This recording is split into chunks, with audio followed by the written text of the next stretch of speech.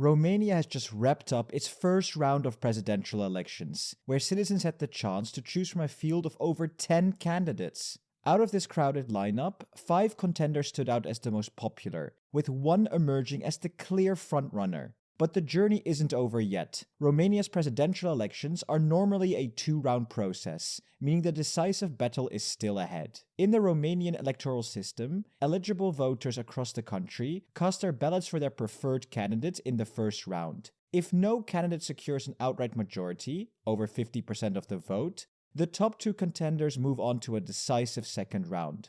This runoff, scheduled to take place in 2 weeks, calls on voters to return to the polls for a direct head-to-head contest. And it's this final showdown that ultimately determines who will lead the nation as its next president.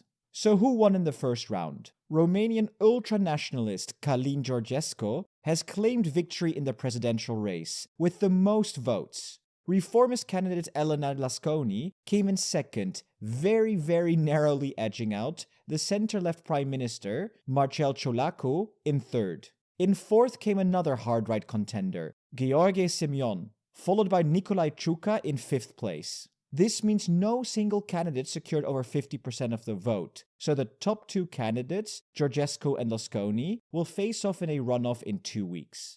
Georgescu's surge has shocked many, especially since pre-election polls didn't even rank him in the top 3. His rise is widely attributed to his strategic use of TikTok, which helped him rally unexpected voter support. Known for his extremely religious and ultra-nationalist views, Georgescu's platform emphasizes reducing Romania's reliance on imports, supporting local farmers, and boosting domestic food and energy production.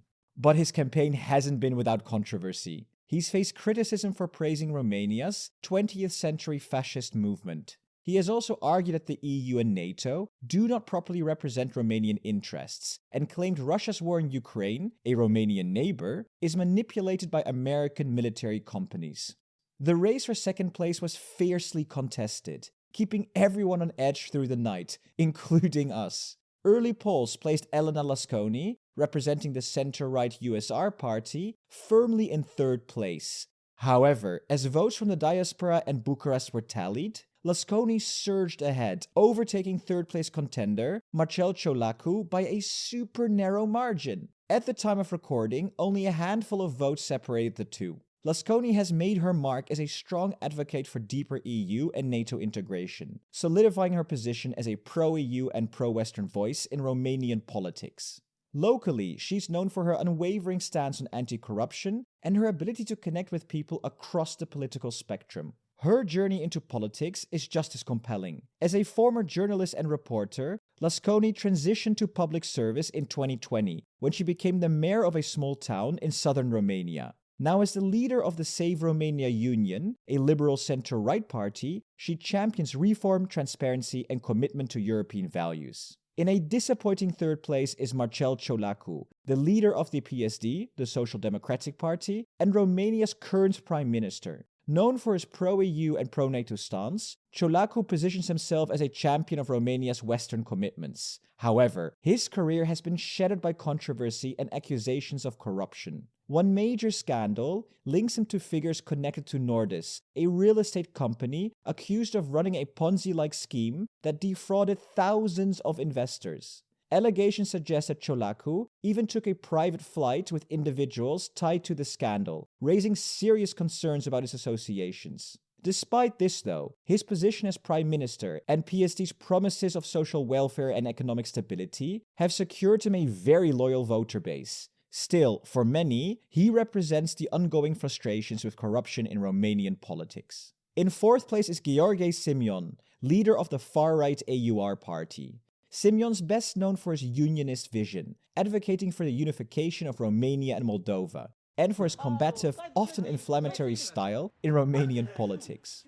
Falling to fifth place is Nicolae Ciucă, representing the center-right PNL party. This result is a significant blow to the party, as Ciucă hails from the very same political camp as the outgoing president Klaus Iohannis, who is stepping down after 2 terms in office. The candidates in third to fifth have missed their shot at the presidency and will not advance to the runoff election in 2 weeks. The stage is now set for the final showdown between Călin Georgescu and Elena Lasconi. But what does the presidency in Romania even mean? In Romania's semi-presidential system, the president shares power with the prime minister and parliament, but still plays a key leadership role. As head of state, the president represents Romania internationally, oversees foreign policy, leads the armed forces, and influences national security. Domestically, they appoint the prime minister with parliament's approval and can send laws back for re-evaluation, and even shape the judiciary by appointing 3 top judges. The final decision will be made on December the 8th. Additionally, Romania is gearing up for the parliamentary elections next week on December the 1st. The nation is fully immersed in election season, and we'll be covering these events in upcoming videos, so if you're interested, please subscribe to stay tuned. And thank you so much for our contributor Dodo for helping with this video, and please consider supporting us on Patreon, like our awesome presidents, AGVD, Jan, Sjoukje, Kristen Peter, and BJ. See you in the next video.